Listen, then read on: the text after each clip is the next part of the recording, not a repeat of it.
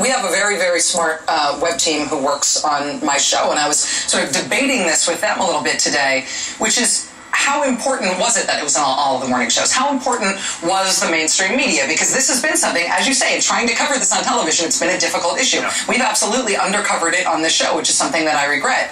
But it's in part because this is tough to talk about in terms of explaining it in a way that makes it useful for your viewers. That should just be seen as a challenge and not an excuse, but sometimes that is a reason not to cover it, especially when there's lots of other things going on. So, let's say there was huge political news that occluded this. Despite the internet protests, it wasn't going to make it into mainstream media coverage today in the way that it did. Would it still have had the same impact? I kind of feel like it would. Yes, I think it would, partly because here's one of the things I think is very interesting. We have seen new forms of protest or feedback into the political system using the internet develop over the last 10, 15 years. And what tends to happen is the method is most effective when it's newest. Mm-hmm. So the first time that members found themselves barraged with email petitions, they were like, oh my God, what's going on? All these people are freaking out. What happened was that became more routinized, and they started to think, oh, this is just another email petition. So I think there's something to the freshness of the tactic.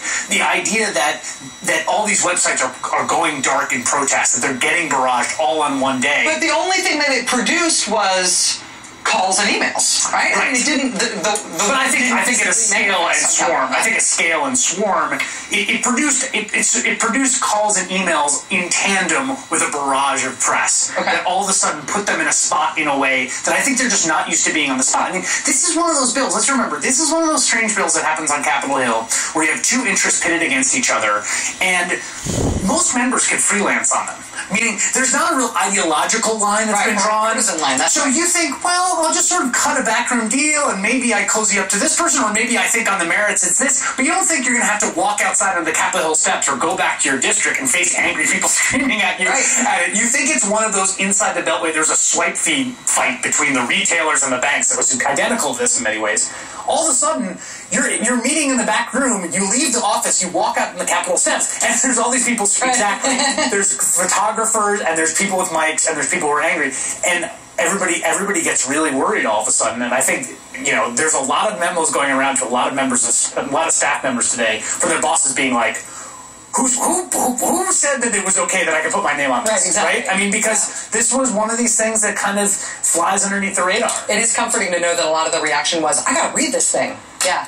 Before you sponsored it, dude.